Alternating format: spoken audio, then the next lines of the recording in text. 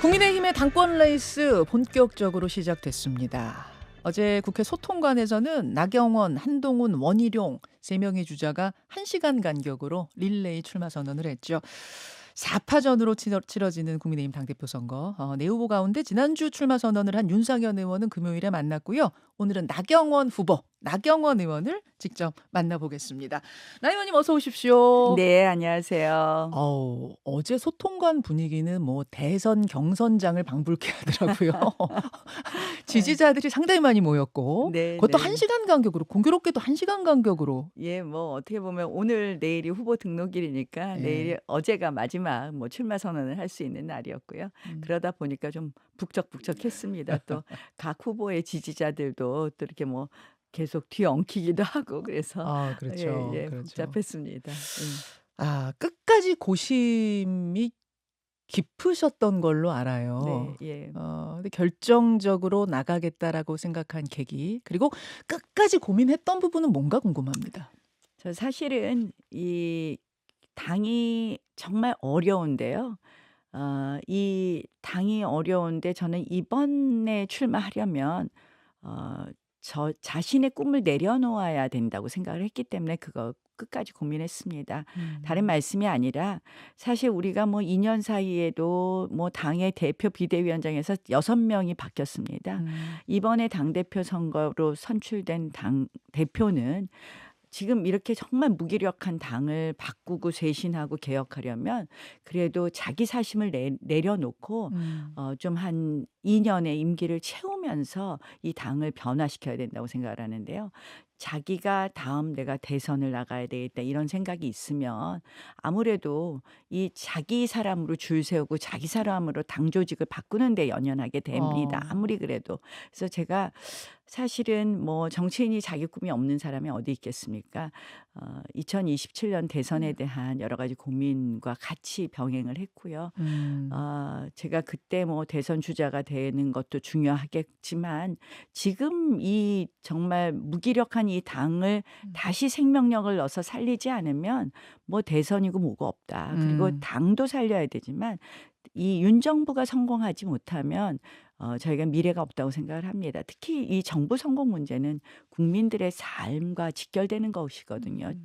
뭐 정부가 잘 못해서 정부가 실패하면 우리 국민들이 그러면 3년 동안 불행해지시는 거거든요. 그래서 제가 음음. 그 부분 고민했고 그래서 어제 제가 2027년 대선은 출마하지 않겠다라는 예. 것을 선언하면서 그러면서 전당대회 당대표 출마 선언했습니다. 나의 사심을 100% 내려놓을 준비가 나는 됐는가?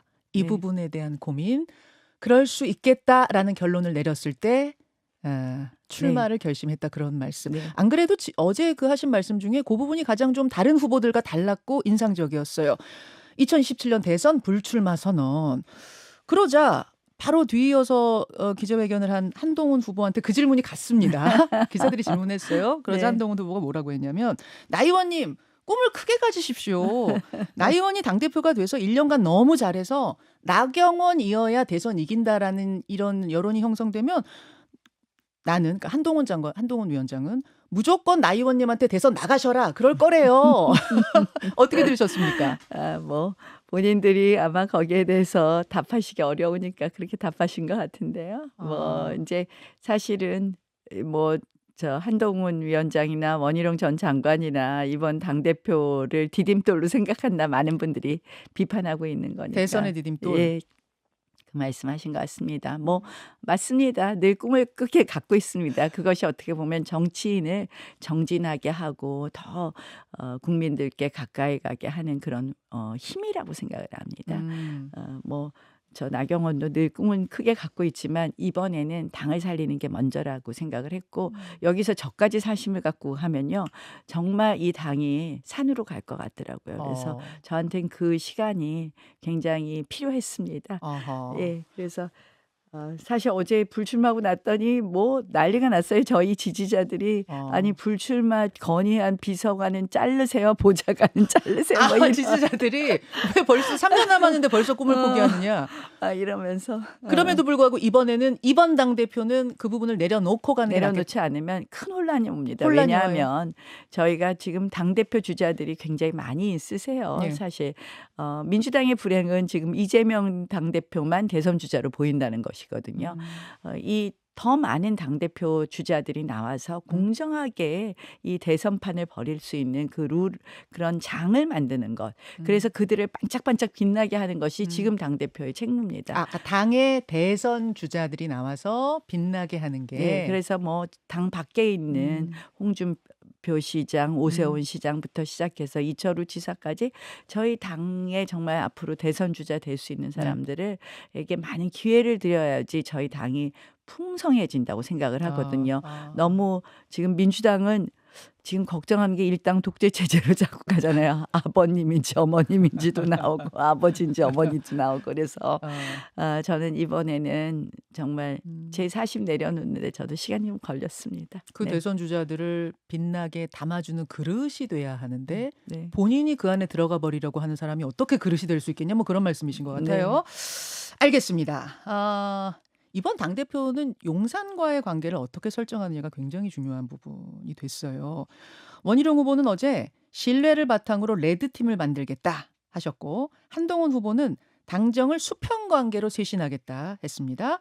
윤석열 후보는 할 말 하는 대표 되겠다 이렇게 말했는데 나 후보님은 어떻게 관계 설정할 생각이십니까? 그러니까 이제 뭐 그분들 얘기를 뭐 들어보면 다 이제 윤 대통령하고 너무 거리가 있다고 이제 갈등과 분열이 있을까 봐 하는 걱정에 대해서는 뭐 수평적 당정 관계 하면서 뭐 통화를 몇 분 했네 이런 쪽으로 나오고요. 어허. 오죽했으면 그걸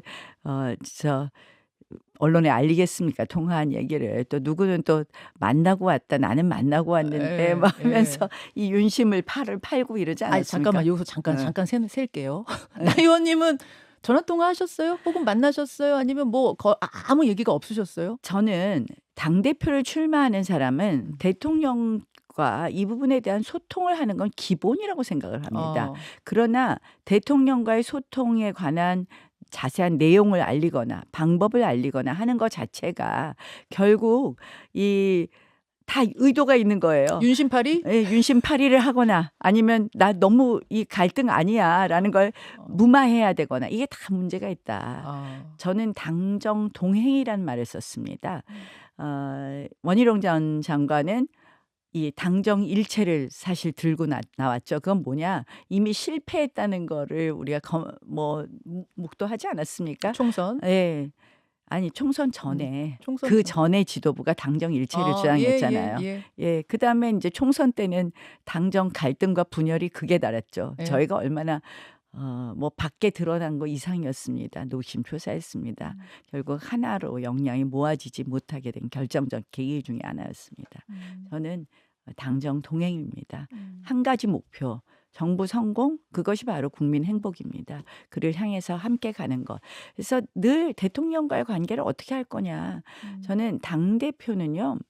어쨌든 대통령과 긴밀하게 협의를 하는데 그걸 밖으로 드러내면 안 된다고 생각을 합니다. 그래서 잘된 거는 대통령의 공으로 해주고 또 잘못됐을 때는 본인이 책임져야 됩니다. 잘못돼서 대통령이 실패한 부분, 뭐 정부가 잘못하면 그 부분에 대해서 그런 마음으로 시작을 하는 게 당 대표여야 된다라고 생각을 합니다. 그래서 지금 사실은 이 두 양쪽 주자 다 네. 정말 걱정됩니다. 정말 걱정되세요? 정말 양쪽 주자 다 이 하나는 지금 뭐 사석에서 무슨 뭐라 한다고 뭐 호칭이 이상하다라는 그런 보도가 있었고. 그 사람 보도 말씀하시나 예, 보네요. 그리고 한동훈 또 장관. 한쪽 주자는 또 이 정말 일체를 주장하는 원팀? 예, 신뢰 이야기하는데 저는 사실은 한동훈 비대위원장 처음 왔을 때 대통령이 그렇게 좋아하신다니까 그러면 잘 됐다. 진짜 다른 것이 아니라 이 잘 협의해서 우리가 좀 설득하기 어려운 거 설득해 주면 좋겠다 했는데 전 최근에 너무 깜짝 놀랐습니다. 하여간에 그 총선 과정에서 거기 얘기는 거기까지요. 저는 왜냐 어. 이번 전당대회가 네. 윤 대통령이 중심이 되는 것 자체가 네. 당의 뭐 수평관계고 뭐고가 다 안 되는 거다. 저는 윤 대통령이 당의 전당대회 중심이 돼서는 안 된다고 생각합니다. 이번 전당대회에서는 윤 대통령 용산의 그림자는 싹 지워야 한다 그 네. 말씀이세요. 예, 그렇습니다. 일각에서는 뭐 지난 전당대회처럼 용산에 영향력이 많이 미치는 제2의 연판장 사태 또 일어나는 거 아니야 이런 얘기 나오는데. 뭐 저는 연판장 사태를 잊었습니다. 그러나 다시는 되풀이돼서는 안 된다고 생각을 합니다. 이 부분 우리 당원들이 더 현명하게 선택하실 거라고 생각합니다. 알겠습니다. 제 질문이 이제 관계 설정 어떻게 할 거냐 이 네, 예. 질문이었어요. 동행이란 말씀을 지금 네. 하셨는데 사실은 언뜻 들으면 세 후보가 네 후보가 다 좀 비슷한 느낌이에요. 원론적으로. 그래서 좀 구체적인 사안을 마주쳤을 때 이분들이 어떻게 대응할 것인가 이걸 들여다보면 좋을 것 같습니다. 그 대표적인 사례 하나가 최상병 특검입니다. 가장 가까이 닥쳐올 일이죠. 최상병 특검법 어떻게 처리할 것인가. 어제 한동훈 후보는 국민적인 요구를 무시할 수 없다. 국민의힘이 나서서 추진해야 한다. 다만 특검은 야당이나 여당이 추천하는 게 아니고 대법원장 같은 제3자가 추천하는 이런 방식으로 추진하겠다. 이렇게 말을 했는데 어떻게 보십니까? 입장이 바뀌었습니다. 지난번 선거 그때까지 하고는 입장이 바뀌었는데요. 사실은 엊그저께 법사위에서 최상병 특검 법안에 관한 청문회를 보면서 많은 국민들이 이건 아닌데라고 생각을 하셨을 겁니다. 어떤 부분을 말씀하시는 건가요? 정말 제가 보니까 네. 누가 그러시더라고요. 인민재판 같더라. 인민재판 같더라. 실질적으로 내용도 저는 뭐 최상병 사건 너무 가슴 아프고 실체 진실 규명 빨리 되어야 된다고 생각을 합니다. 누가 책임이 있는지 물론이죠. 진실 규명해야 됩니다. 예. 그 공수처에서 수사 빨리 해야 됩니다. 근데 어제 특검도 어제 청문회도 그렇고 특검 법안이 처음에 발의되고 그다음 이 수정되게 되는 경위를 보면 결국 실체 진실 규명보다 이 사건 은폐를 했느냐 어쩌냐 하면서 결국 대통령의 경로 여부에 대해서 대통령의 지시 여부에 대해서만 그 지시도 사건 뭐 이 사건이 발생하게 된 것이 아니라 결국 뭐 사단장에 관한 그런 부분에만 집중이 돼 있어요. 그러니까 한마디로 이 실체 진실 규명은 아무런 관심이 없고 이것은 소위 그 민주당 쪽에서 말하는 대통령 탄핵으로 가기 위한 그런 어떤 의도로밖에 보이지 않는다. 결국 전국을 흔드는 것을 넘어선 그런 의도가 보이는데요.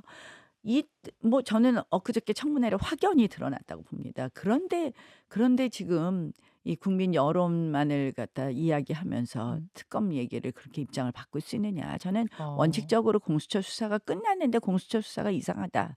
그럼 당연히 특검 가야 됩니다. 예. 근데 지금부터 저렇게 하면요.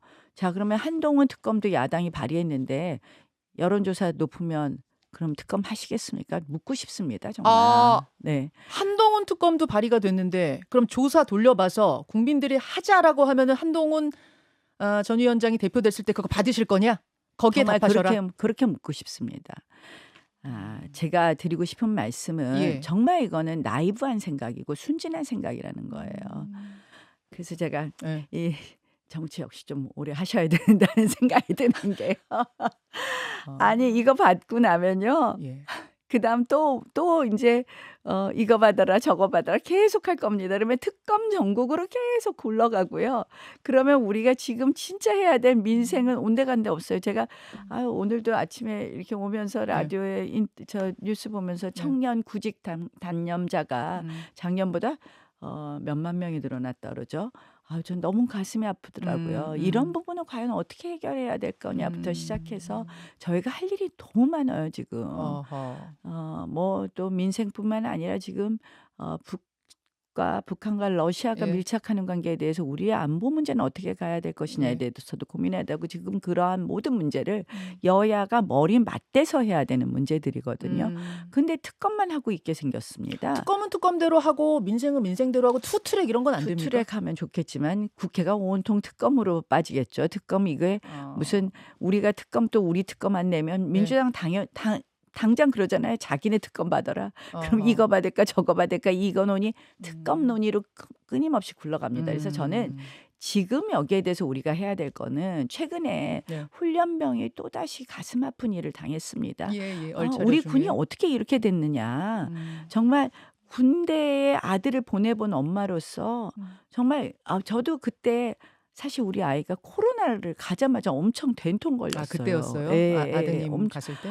그때 뭐 자원에서 어디 나갔다가 그냥 예. 코로나 걸려서 얼마나 노심초사했었는지 예. 그런 것처럼 군대 보낸 엄마들은 하나하나가 너무 노심초사하게 되거든요. 이런 부분에 대해서 어떻게 안전하게 해줄 것이냐. 우리 지금 군의 이러한 시스템을 점검하고 우리가 대안을 모색해야 되는데 자꾸 과거에 매몰되고 거기에 대해서 국민 여론에 따라서 이렇게 가는 거에 대해서 굉장히 걱정하고 있습니다. 한동훈 입니다. 장관, 그러니까 한동훈 전 위원장이 그럼 뭐 좀 정치 경험이 뭐 좀 부족해서 미숙해서 이 부분에 대해 이런 답변을 했다고 보시는 걸까요? 정리하자면? 뭐 그렇다고 볼 수 있겠죠. 알겠습니다. 개파도 없고 앙금도 없다.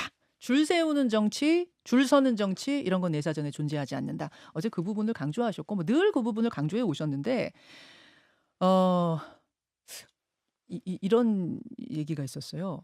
원희룡 전 장관이 지난주 금요일에 갑자기 이제 "나 출마하겠다." 선언했을 때 어떤 이야기가 돌았냐면 아니 친윤 진영에서 나 의원을 지지하기로 의견이 모아졌다는 소문이 파다했는데 즉 친한 진영에 깃발 꽂은 사람 당연히 그러니까 비윤 진영에 깃발 꽂은 사람은 한동훈 장관, 친윤 진영에서 깃발이 꽂힌 사람은 나경원 의원이다. 이런 이야기가 파다했는데 갑자기 원희룡 장관이 나타났다.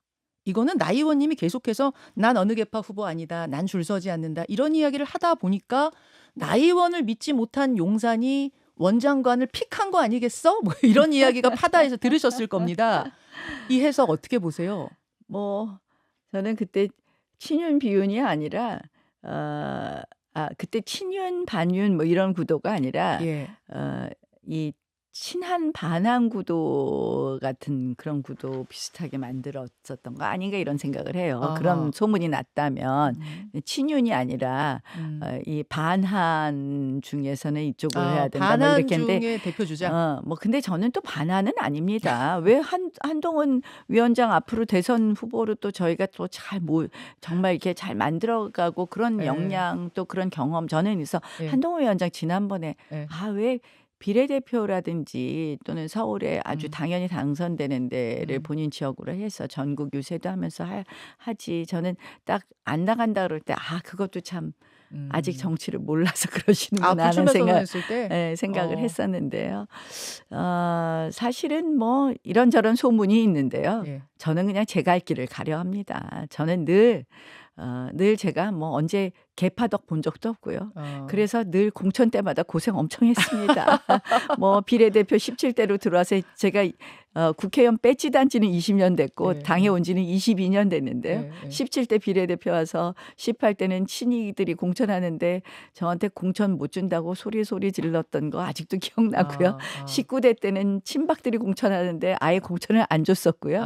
그 어려운 것만 시키더라고요. 동작구 선거가 뭐 17%진 지방선거 한 달 만에 뒤집어야 되니까 그런 거는 저 시키고 뭐 서울시장 선거도 2011년에 오세훈 예. 시장이 저 무상급식 주민투표 예. 때문에 그만두고 나서 뭐 아무도 안 나가려니까 그때는 또 저 시켜서 꼭 나가서 당을 위해서 희생해달라 그러고 뭐 제가요 그냥 개파 때문에 늘 손해 봤는데 전 제 갈 길을 간다고 저는 그래서 제가 줄곧 정치하면서 주장하는 게 있습니다.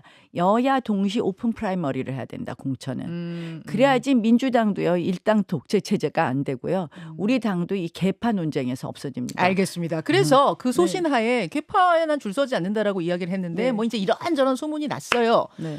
그나저나 원 전 장관은 그러면은 왜 갑자기 나왔다고 생각하세요? 알고는 계셨어요. 두 분 대학 동기시잖아요. 친하시잖아요. 저한테도 와서 뭐 한 달 전에 누구 결혼식에서 만났는데 와서 뭐 이번에 안 나니까 열심히 하라고 저한테. 안 나가니까 난 안 나가니까. 열심히 해 뭐 이렇게 거의 도와준단 말도 했던 것 같기도 하고 뭐 잘 모르겠습니다. 그냥 열심히 하라고 저한테 엄청 그러고 갔었는데 그럼 원 장관이 왜 갑자기 마음을 이렇게 돌렸을까요? 저도 모르겠습니다.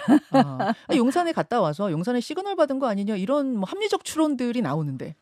글쎄 뭐 저는 음. 이 우리 전당대회에 또다시 제2의 연판장 같은 사건은 있어서는 안 된다는 생각이고요. 음. 이 부분 알아서들 판단하실 거라고 생각합니다. 그럼에도 불구하고 제2의 연판장 같은 사태에 용산이 개입하는 상황이 벌어지면 당은 어떻게 됩니까? 뭐 그 당연히 아시지 않겠어요?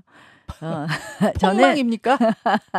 저는 이렇게 생각해요. 정말 당은 폭망이겠죠, 그렇게 된다면. 근데 음. 저는 우리 당원들이 현명할 거다. 음. 이번에는 음. 좀 그런 부분이 혹시라도 음. 있다면 당원들이 알아서 현명하게 판단하시지 않을까 이런 생각해 봅니다.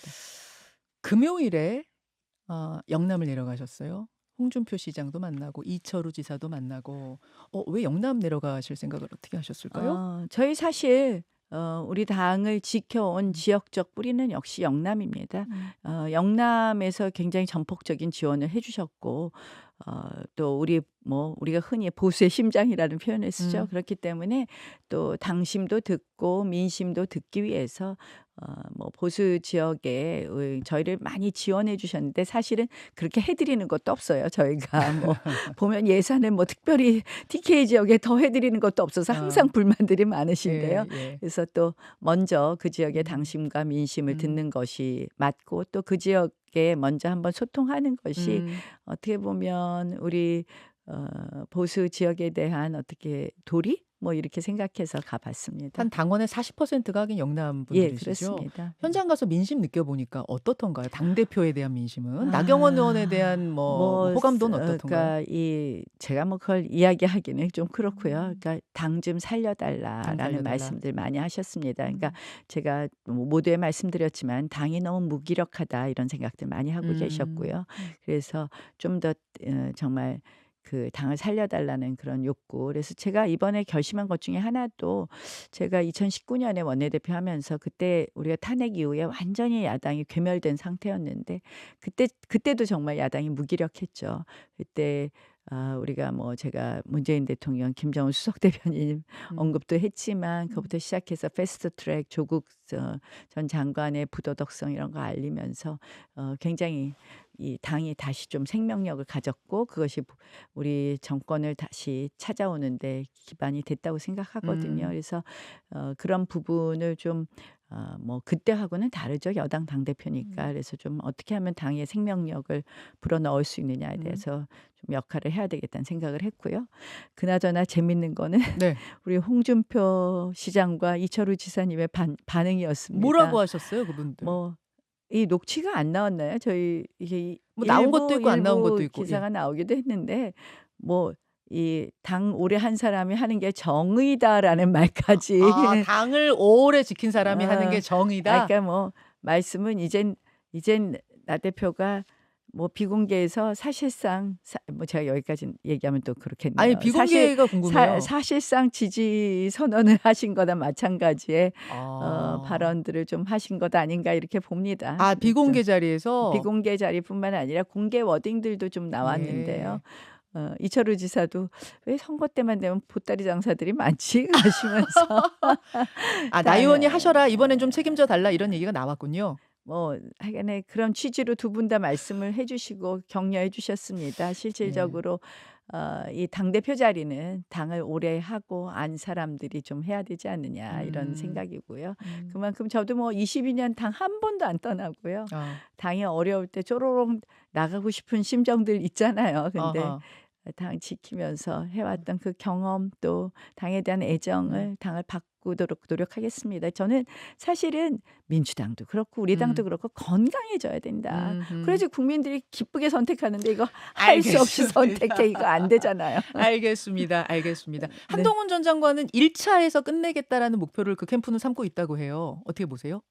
물론 지금 압도적으로 여론조사 지지율이 높으니까 그런 생각하실 수 있는데요. 제가 누누이 말하지만 예. 지난번 이준석 대표하고 제가 경선했을 때 예. 이준석 대표가 국민의힘 지지층이라고 하는 음. 국민의힘 지지층 여론조사 일주일 전 여론조사까지도 저보다 24% 앞섰습니다. 그때는 뭐 음. 이준석 대표가 무섭게 여론조사가 올라가고 음음. 있었는데요. 근데 당원 투표는 제가 4% 앞섰습니다. 어. 그래서 국민의힘 지지층 여론조사와 당원 투표 결과는 다르다. 아. 그래서 여론만 보고 할 것은 아니다라는 말씀을 다시 한번 드립니다. 여기까지. 예, 당권 레이스 이제 본격 시동을 걸었습니다. 4파전의 한 주자 나경원 의원 오늘 직접 만나봤습니다. 나 의원님 오늘 귀한 시간 고맙습니다. 고맙습니다.